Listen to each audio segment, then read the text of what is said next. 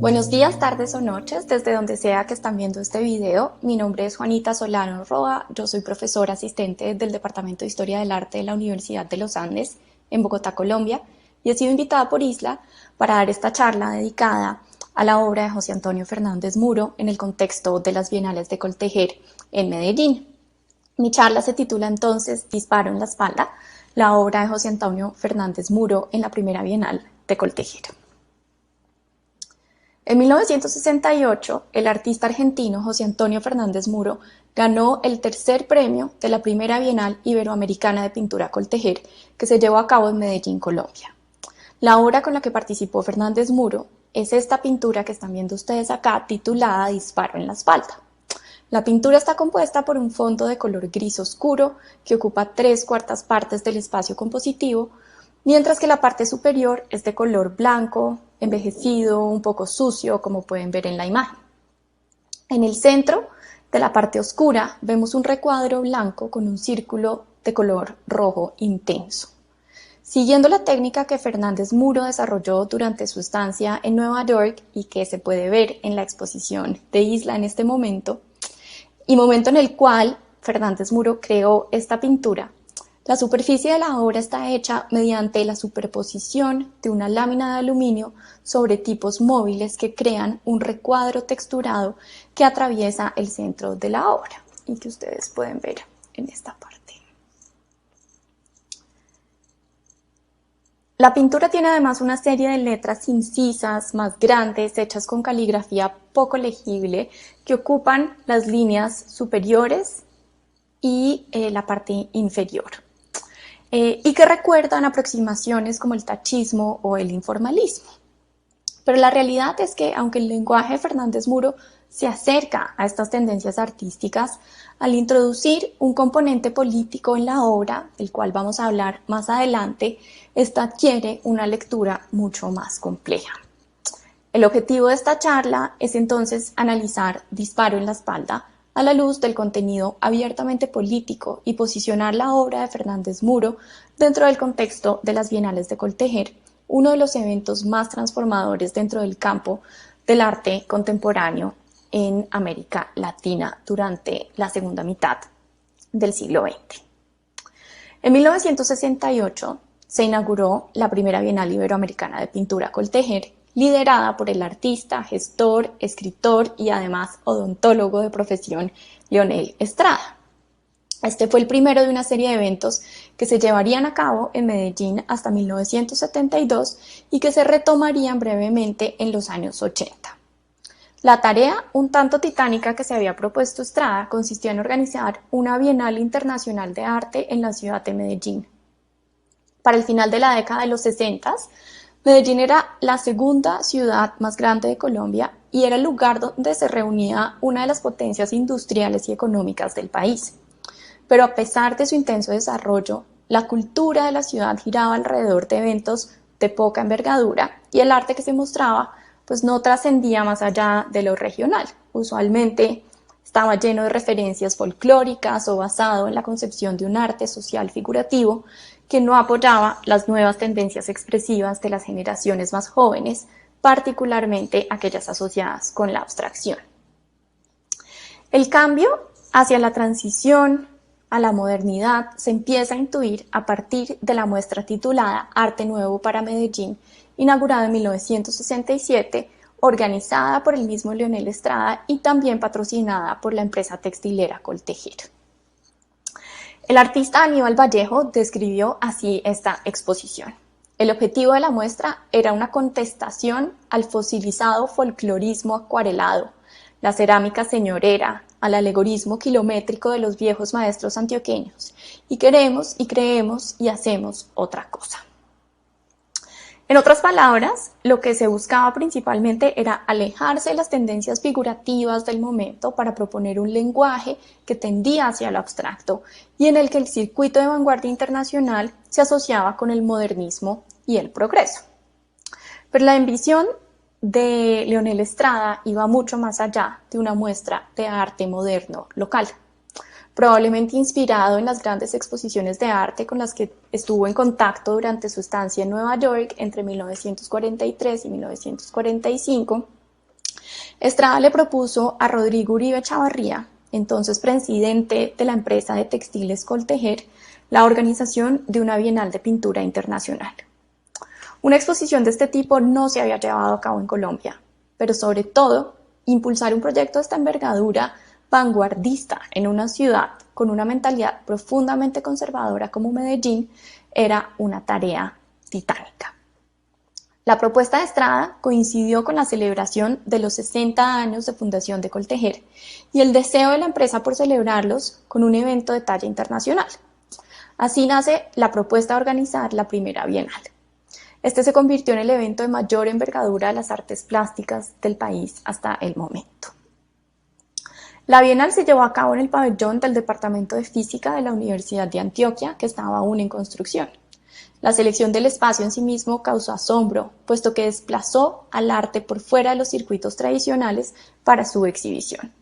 En la Bienal se mostraron un total de 160 obras y se invitó a un jurado internacional para la selección de los premios conformado por el historiador de arte español Alexander Ciciry Pellicer, el francés Jean-Claude Lambert, director de la revista Opus International, y por el diseñador y arquitecto colombiano Dicken Castro. Es importante entender que estos proyectos se gestan en medio de las tensiones desarrollistas de la época y que difícilmente se pueden separar de una búsqueda de progreso y civilización a través de la cultura y las artes, una búsqueda característica del periodo de la Guerra Fría.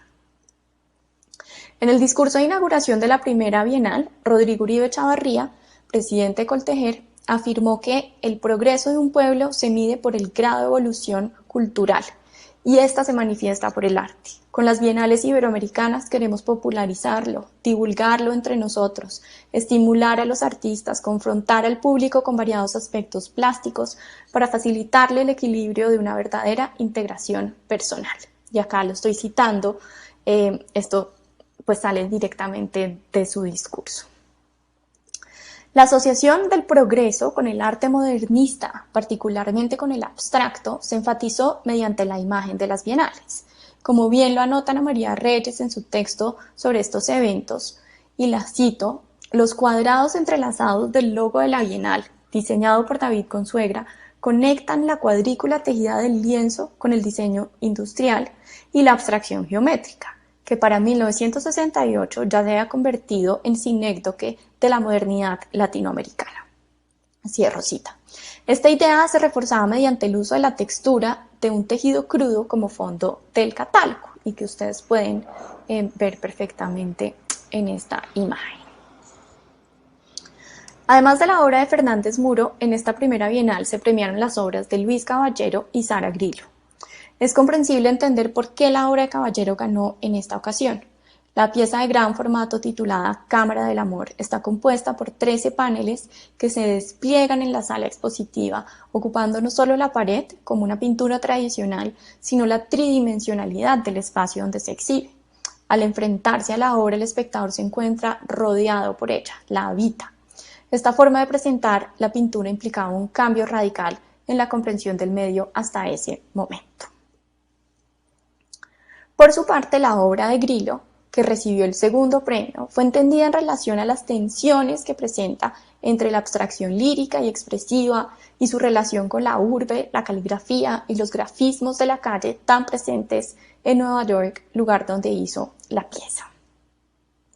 Curiosamente, tanto Fernández Muro como Grillo, los artistas premiados con el segundo y tercer premio de la Bienal, habían tenido anteriormente un vínculo cercano con una empresa textilera al participar como diseñadores de una serie de patrones para telas entre 1953 y 1955 en Argentina, junto a otros artistas de vanguardia como Tomás Maldonado, Miguel Ocampo y Alfredo Lito. Este proyecto respondía a las demandas del empresario Jacobo Seufer y su proyecto denominado Buen Diseño para la Industria. Con las Bienales de Coltejer, este cruce entre la industria de textiles y la vanguardia artística se reforzaba nuevamente. Aunque las obras que participaron en la primera Bienal de Coltejer son sin duda de gran calidad, La realidad es que una Bienal de Pintura era una apuesta más bien conservadora para un evento que buscaba ser pionero en las artes de los años 60. Pero en el contexto de Medellín, este fue el primer paso para una transformación radical de lo que debía ser el arte. Esta aproximación conservadora se rompe realmente en las siguientes versiones que se llevaron a cabo en 1970 y 1972 y en las que la apertura a nuevas tendencias en el arte se dio de forma radical. La segunda Bienal de Coltejer fue quizá uno de los momentos de ruptura más importantes en el arte contemporáneo en Colombia y un espacio fundamental de encuentro, intercambio e incluso refugio para muchísimos artistas que huían de sus países perseguidos por las tensiones de la Guerra Fría. Así lo fue también la tercera Bienal, que se llevó a cabo en 1972. A diferencia de la primera, en estas versiones se mostraron obras de carácter conceptual, como Piedra, de Carlos Ginzburg, o piezas que tendían hacia la desmaterialización del objeto, incluyendo el arte correo, o instalaciones hechas con materiales poco convencionales, como Hectárea de Heno, de Bernardo Salcedo, e incluso los inflables de la obra de Lea Lublin, como Fluvio Subtunal, o Vela del artista brasilero Marcelo Nietzsche. Dentro de los invitados destacados a estas versiones estuvo también el Centro de Arte y Comunicación, o CAIC, dirigido por el argentino Jorge Glusberg. El CAIC presentó la muestra del 70, en la muestra del 70 Arte y Cibernética, una exposición que consistía en impresiones heliográficas hechas con computador por el grupo de artistas japoneses Computer Technique Group.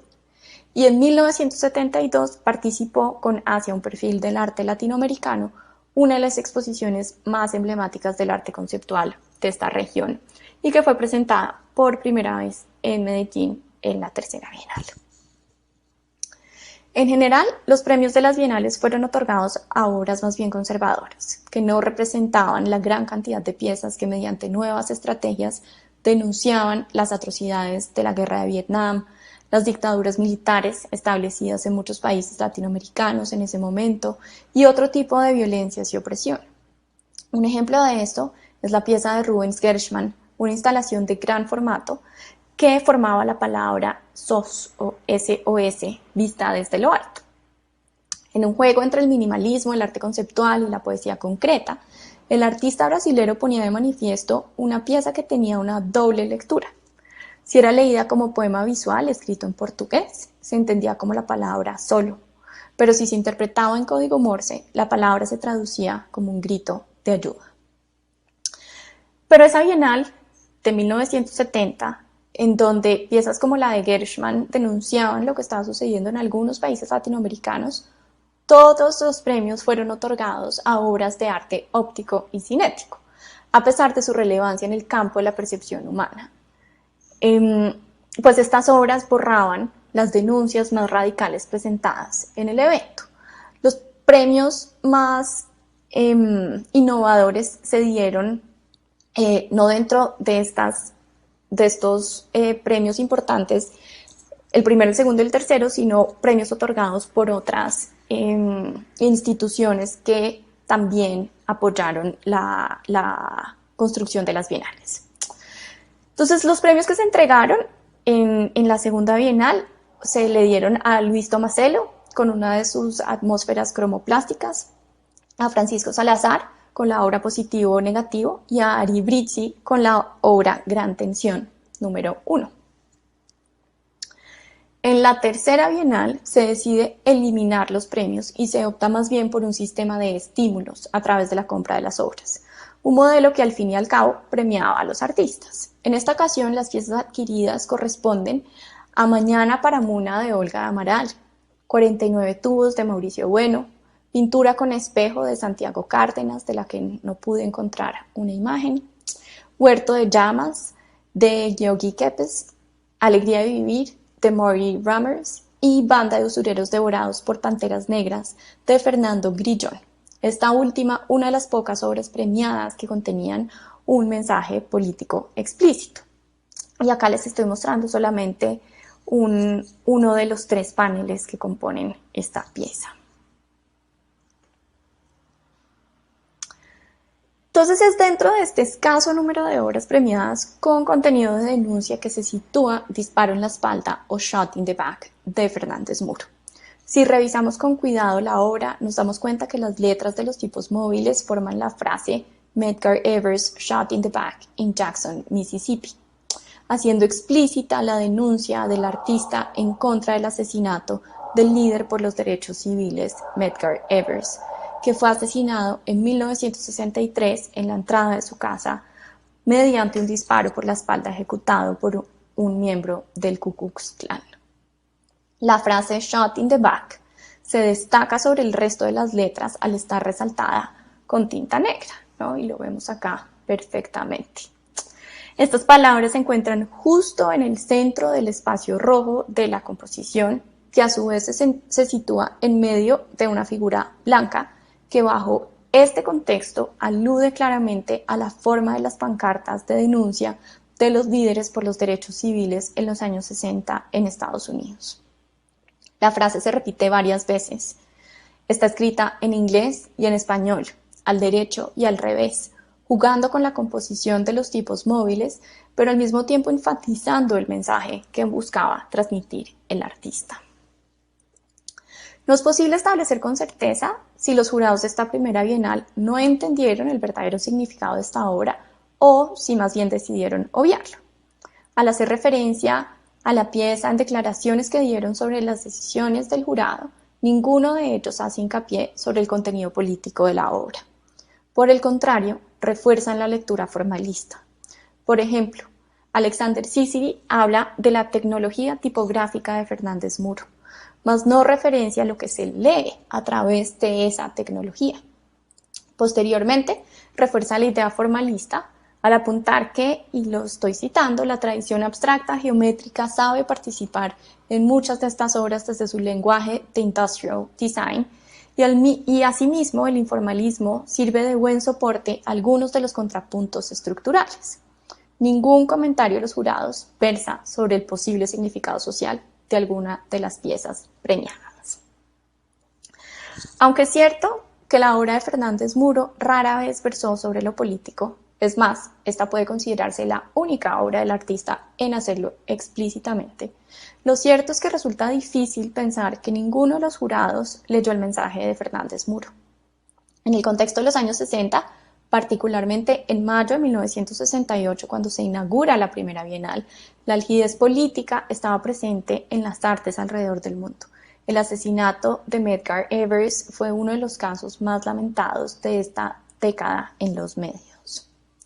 Y si bien es posible que el contexto de los derechos civiles estadounidenses no hubiera permeado la lectura de los jurados en Colombia, debido quizás a la distancia geográfica y a la diferencia de contextos sociales, en cualquier caso, una pintura titulada Disparo en la espalda o Shot in the Back, y cuyo título aparece en negro resaltado en el centro de la composición, no podía ser obviado en un país como Colombia.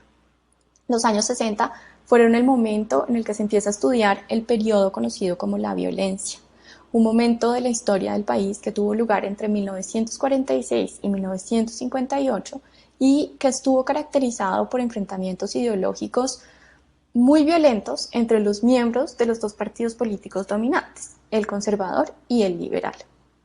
Las atrocidades vividas por el pueblo colombiano fueron documentadas por primera vez en el ahora emblemático libro titulado La violencia en Colombia, y al que reaccionaron muchísimos artistas, siendo la pieza más emblemática la pintura de Alejandro Obregón que les estoy mostrando, también titulada La violencia. Entonces, las preguntas son, ¿por qué omitir una lectura tan importante en la obra de Fernández Muro? ¿Por qué hacer caso omiso de un título que resonaba tanto con el contexto internacional como con el local? ¿Tenía que ver esto con los ideales de progreso que prometían las artes y eventos como las bienales de Coltejer? Las preguntas quedan abiertas. Muchas gracias.